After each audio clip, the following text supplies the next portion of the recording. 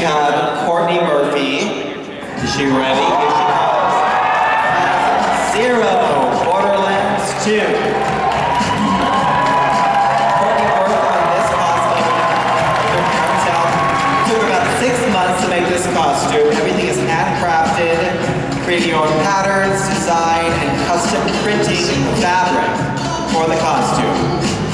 I mean, my favorite part is that sword, or that blade, made of blue acrylic, encased in aluminum with lead in the spine. The blade was then etched and cel-shaded to give it the comic book appearance it has in the game.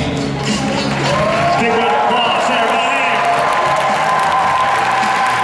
She even built her own vacuum form machine at home to create the helmet. That's amazing. There's a tutorial out there for that. You can build your own vacuum. I had no idea. Yep. Next, we have contestant number 31, Freya Willia as Commander Shepard.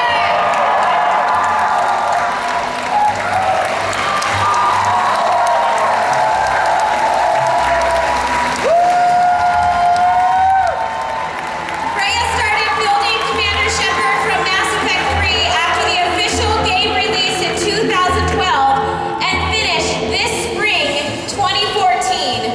This is the first full body armor costume she has made. The materials are styrene, acrylic, leather, and carbon fiber vinyl.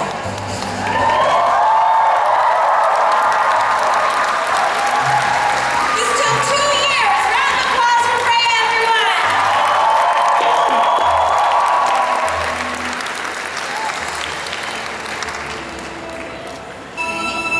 Next, contestant number 32, and that's Hillary J.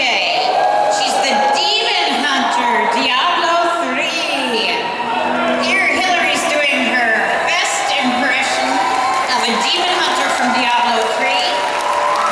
These vigilantes like to stay pretty, keeping their enemies at a comfortable distance. Notice her dead-eye hand crossbow and the gaze of ultimate doom. Defensive roles are also a trick they often utilize, but this costume is made entirely of Warbia, and that's probably not gonna happen. And while the Demon Hunter is typically a brunette, Phoebe decided to bring the fire and add a touch of her own spice. You'll also notice she's carrying only one crossbow, while a defining feature of the Demon Hunter is their dual wielding. Apparently she wanted one free hand to wield a beverage. One more time, let's give her a big round of applause!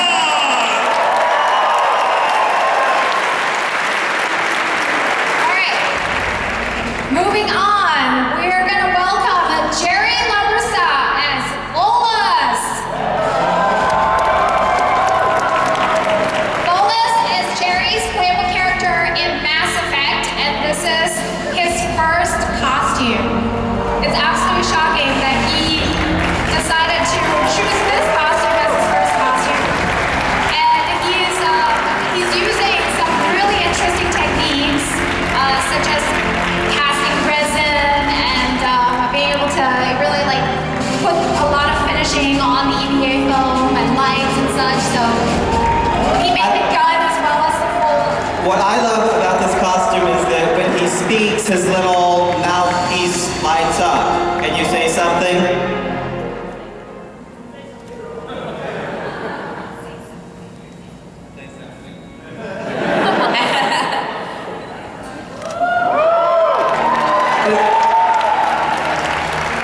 I love this one. I thought the detail was just so finely done all over, really sculpting that entire piece. Yeah, absolutely. Big round of applause, everybody. Give it up for our fantastic job.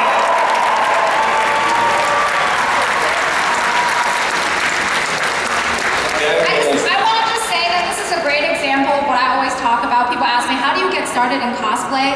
Honestly, you just do it. You find a character that you connect with, that you love, that you want to be, and then, like Jerry did, just go out and look for those resources and find those tutorials on how to teach you all of these techniques. Like, first costume, And Incredible. My costume didn't look that way. Like my first costume did not look anything like this. I was going to say, it's beautifully done, beautifully executed. And self-taught. That is just phenomenal. All right, up next we have Jillian Hendricks as Ribbon, the Exile. League of Legends fans?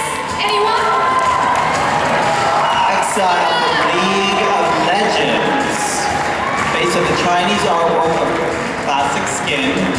The wig is styled using styrofoam and fabric glue for the spikes. The shoulder armor and leg armor is made using EVA foam, craft foam, styrofoam, warbler, and polyester fabric. The underbust corset was sewn from upholstery vinyl. The sash is also made from upholstery vinyl and hand-stressed. The dress and bandage are made from jersey fabric. Basically, the entire costume from head to toe was handmade. And my favorite part is that incredible axe or sword that she has. And it's so lightweight. Again, having to perform in these costumes and to have fun with it, she managed a way to make it so realistic yet able to be worn throughout a long day of cosplay. So kudos to her for that. One more big round of applause. Give it up for people.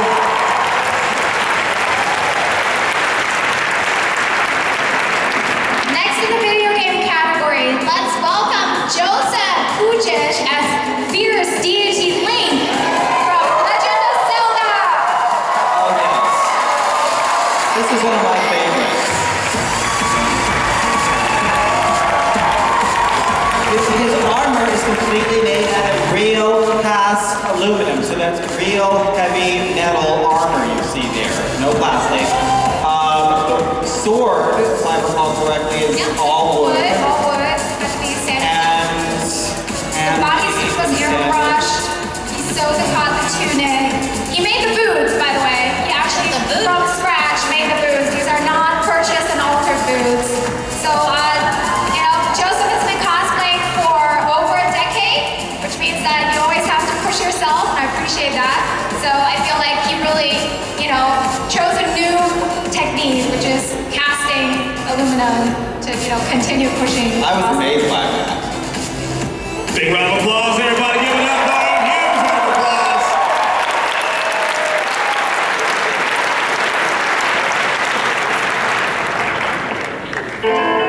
Next we have contestant number 36, Caitlin Redinger, little sister from BioShock.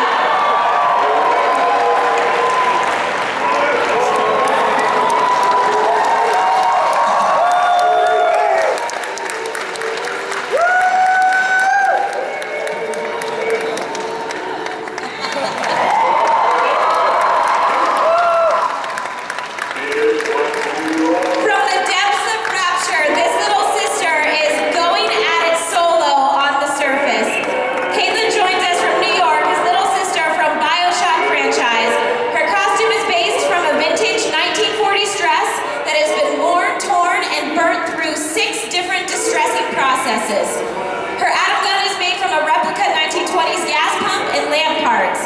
The preparation process for little sister takes almost 2 hours, and the makeup covers her entire body, including her face, neck, arms, and legs.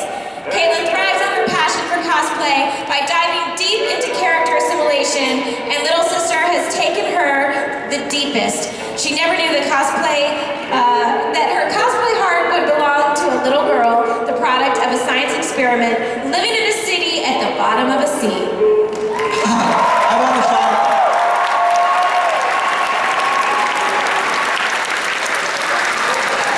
Who would think a little girl could be so creepy? Okay. Play the game. Contestant number 37 is Kyle Mathias. He's Big Daddy, Subject Delta. Here he comes. He's big. He's bad. And he's armed with a drill you won't find in the dentist's office. Up from the depths of the sea and coming to you straight from Rapture, it's Big Daddy